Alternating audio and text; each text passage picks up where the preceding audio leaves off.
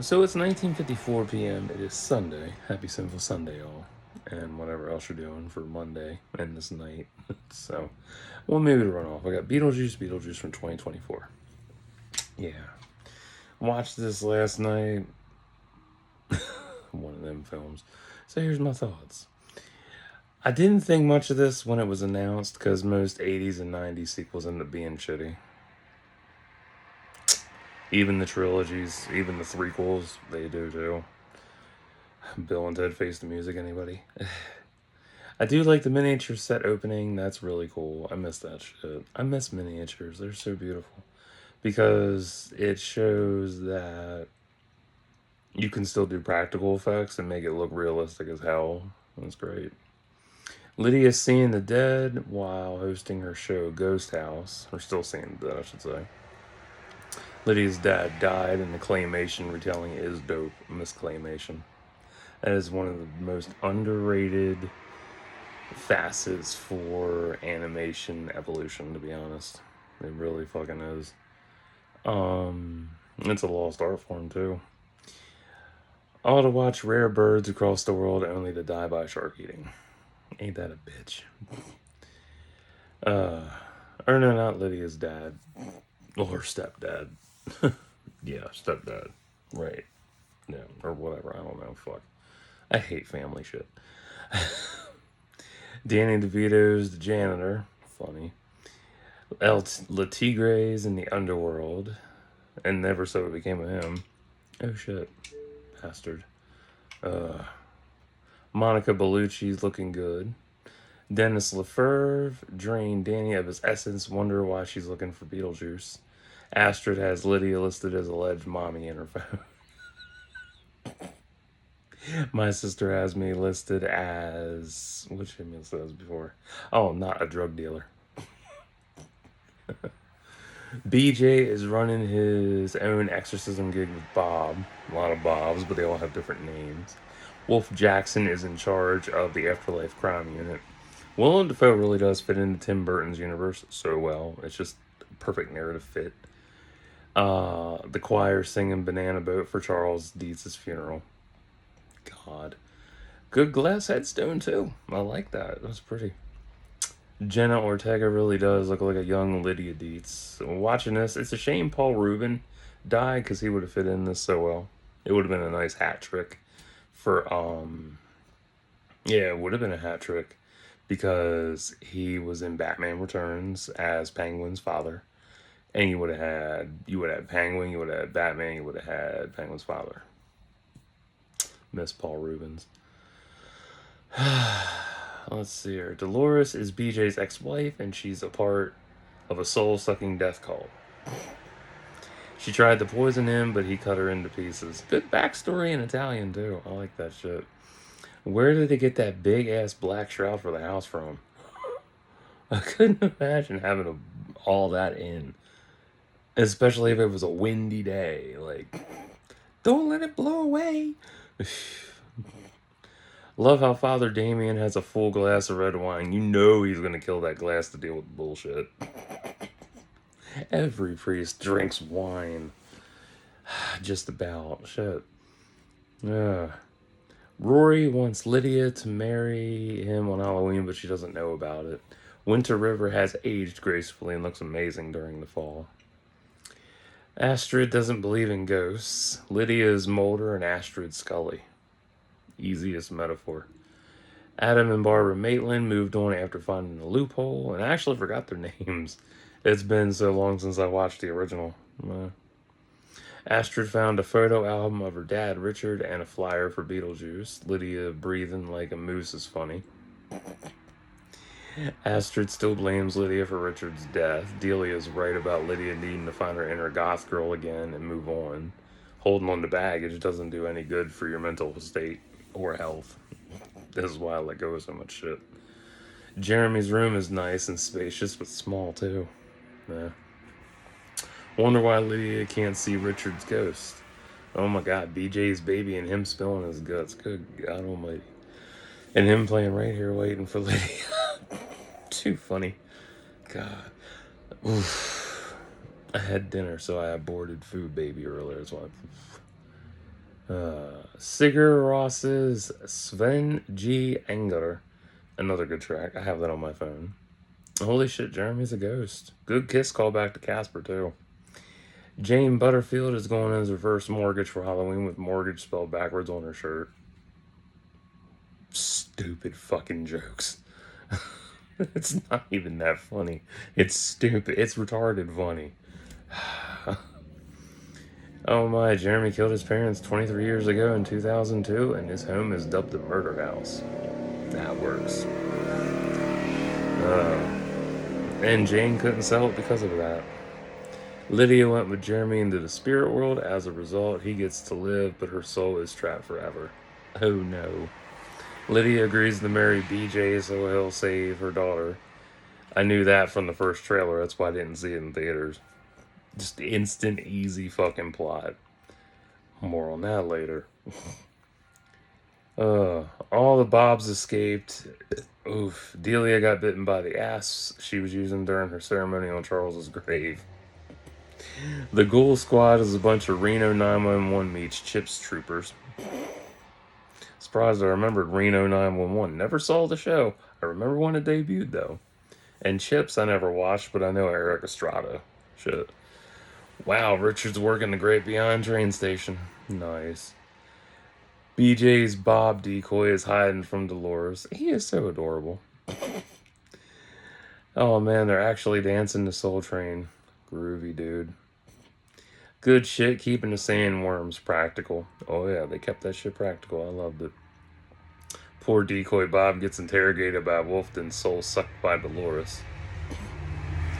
BJ saved Delia from the afterlife. MacArthur Park lip sync for BJ and Lydia's wedding. So dumb. And dope that he had all those folks sucked into their phones. That was nice to see. Rory was a scam artist and died along with Dolores as they got eaten by a sandworm. So the sandworms came from Saturn's moon Titan. Now I played Titan in Destiny 2. I'm like, where's the motherfucking desert? Show me the desert side of Titan, please. Lydia popped BJ. Read into that what you will. And Jeremy got sent to hell. Fun stuff. Fucking kids. Delia had to go back to the afterlife. Good that Lydia and Astrid made up after all that. Delia found Charles and they got aboard the Soul Train. Because it's a groovy thing to do. Lydia ended her series Ghost House to go exploring with Astrid. Astrid married a guy who dressed like Dracula at Castle Dracula. 9 months later, she popped out a BJ kid and it was all a dream. Oh, should this have been made? I'm gonna go with no. Just no. No. Because Dolores was a waste by getting sidestepped by Jeremy. Yeah. It's a decent story, but ruined by that little issue. A little more on that. Wolf was the standout, to be honest. Like, Wolf just stole the fucking show. He was too good. It's nice seeing more aspects of the afterlife, but there's no way they're making a third film after this. And even Tim Burton himself said it wouldn't work, even with science and shit. It could, but there's not much story to tell after this. It would be a hat trick for his namesake, but there's nothing left to do. I mean, he's popped, he's gone. Lydia and Astrid made up. There's no way to really end it, and most of the original cast are gone or not interested in coming back. And it sucks that Monica was wasted like that. That's what really hurt my feelings. Like, damn, they wasted her ass. Shit. Wolf's MVP for sure. The movie itself, this is a real problem. Too much plot. Too much fucking plot. Lydia and her estrangement from Astrid, BJ's return, Astrid and Jeremy, Delia losing Charles, Lydia and Astrid reuniting with Richard, Rory and Lydia, Dolores hunting BJ, and Wolf's introduction. Like, if you'd have kept it to where Dolores, took out Beetlejuice, that'd be cool, but oh well. Kudos on Tim Burton bringing it back, but this didn't translate well from script. Now, this is one of the things, like, it's good on paper, but not on screen. Yeah. Hence the term paper champion in wrestling. It's good on paper. Didn't translate well into live action. Oof. I did enjoy it, but not worth a rewatch for me. Nah, how do I rate this? 5, 6 out of 10, honestly. So yeah, glad I skipped this in theaters. But I will give it a lot of credit though. Burton kept it mostly practical without needing the original cast to make it work like Ghostbusters Frozen Empire. Yeah. Like, I would take this over Frozen Empire any day. Easily. Because it was more. It didn't rely so heavily on BJ and Lydia. It didn't rely on BJ, Lydia, and Delia to pick up the slack. Whereas Frozen Empire, yeah, needed that. Like, I like this film. I like it. I really truly do. It's the only comparison I can make with this of liking a film and not wanting it is Into the Woods. Yeah, that musical because it had Anna Kendrick in it. But I like that for how it was portrayed and done well. Yeah. So let me rescore this. Story is a 5, 6 out of 10. Effects 11 out of 10. Characters 7 out of 10. Budget 11 out of 10 because this was 99 to 100 million to make. Kudos on a low budget. I like that shit. Overall final rating 6 out of 10. The other nagging question is what became of the Bobs that escaped? Unknown. It's good in presentation, but bad in story. It's even Lydia's gig is a ripoff of Ghostbusters 2 with Venkman's show. Yeah, so it's decent. It's just not what it could have been. And it made a decent amount at the box office. I'm not gonna knock that. I'm just knocking it for too much story. Way too much story in a short film. No. It's a good sequel. It took 30 fucking years. And it was, talked about in 2011, but, oh well.